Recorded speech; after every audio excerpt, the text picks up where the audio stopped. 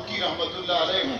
या अल्लामा शम्सुर रहमान मुआविया शहीद रहमत अल्लाह अलैह हूँ, ये वो लोग थे जिन्होंने अपनी जिंदगी में तय किया अगर हजरत अबू बकर सिद्दीक की इज्जत का तहफ्फुज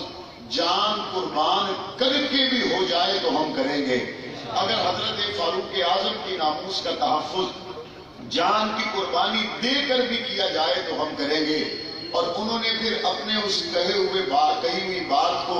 अपने अमल से सच करके दिखा दिया। थोड़ा ही अरसा पहले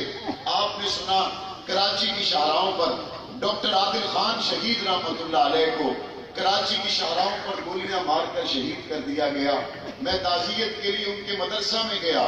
93 एकड़ में उनका मदरसा है। जब उस मदरसे में गाड़ी जाती है तो महसूस होता है शायद आप बहरिया टाउन में दाखिल हो गए। जब उनकी मस्जिद में नमाज पढ़ी तो उनकी मस्जिद ऐसी खूबसूरत मस्जिद है, शायद आपके लाहौर के इलाका में गिनी चुनी चंद मस्जिदें उतनी खूबसूरत और इतनी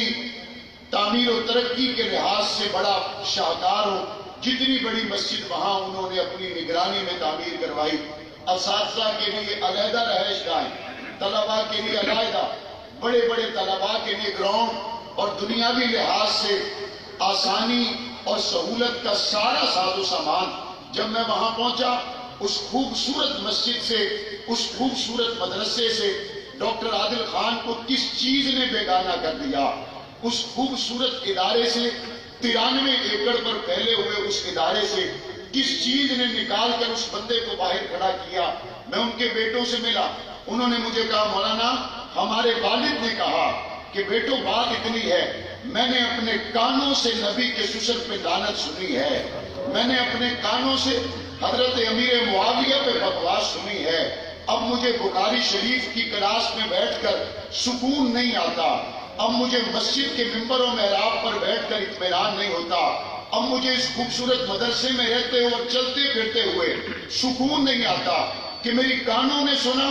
नबी के ससुर हजरत अबू सुफियान को गाली, मेरे कानों ने सुना हजरत मुआविया को गाली, मैं ये बर्दाश्त नहीं कर सकता। चुनाचे फिर आप जाएं जामिया फारूकिया फेज 2 को देखें, आज उसके दरो दीवार में डॉक्टर आदिल मौजूद नहीं है। देखने वाला देख के ये सोचता है कि जिंदगियां खर्च हो जाती हैं, इतने बड़े बड़े इदारे बनाने में जिंदगियां खर्च हो जाती हैं, इतने बड़े इदारे बनाने के बाद निजाम चलाने में, लेकिन फर्क क्या हुआ। एक आलिम दीन ने कहा मेरा इदारा अपनी जगह पर, मेरी मस्जिद अपनी जगह पर, मेरा मदरसा अपनी जगह पर, अगर रसूलुल्लाह के ससुर की इज्जत महफूज नहीं तो मैंने मिंबर पे बैठ के करना क्या है। अगर रसूलुल्लाह के ससुर की इज्जत महफूज नहीं तो मैंने यहाँ रह के करना क्या है। ये डॉक्टर आदिल की तड़प है, उन्होंने अपना मदरसा, मलेशिया से हिजरत, हर तरह की आसाइशों को कुर्बान किया, लेकिन नबी के असहाब पर इज्जत और अजमत पर पहरा दिया और उन पर होने वाले हमलों को गवारा न किया। मैं यूं ही सफर करते करते जब पीछे चला जाता हूं तो चलते चलते आज से करीबन 35 साल का सफर तय करने के बाद मैं हजरत अमीर अजीमत अल्लामा हक नवाज जंगी रहमतुल्लाह अलैह की कब्र पे पहुंचता हूं। मुझे वहां पे नजर आता है एक शख्स जो जामिया मस्जिद पिपलिया वाली में खिताबत के फराइज सर अंजाम दे रहा है, एक शख्स जो मिडिल क्लास से ताल्लुक रखने वाला, दरमियाने दर्जे के जिम्मेदार तबके से ताल्लुक रखने वाला, मस्जिद के मिंबर और मेहराब पर अपनी जिम्मेदारियों को पूरा कर रहा है। लाहौर के लोगों बड़ी तादाद में लोग हैं जो मस्जिदों, मिंबर और मेहराब की जिम्मेदारियां पूरे करते करते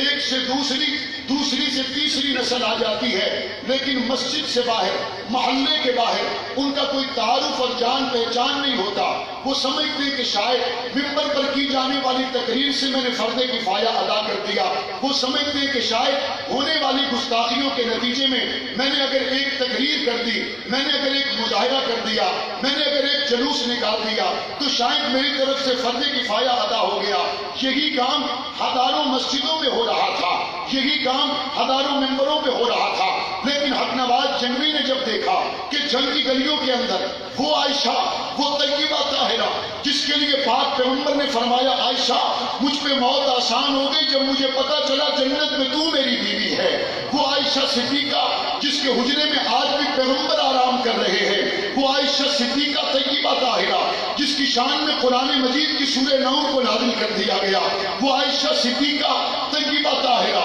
जो अबू बकर صدیق کی بیٹی ہے، پیغمبر کا حرم ہے، جس کے لیے پوچھا گیا یا رسول اللہ سب سے زیادہ محبوب کون ہے؟ تو پاک پیغمبر نے فرمایا مجھے سب سے زیادہ محبوب عائشہ ہے۔ پوچھا یا رسول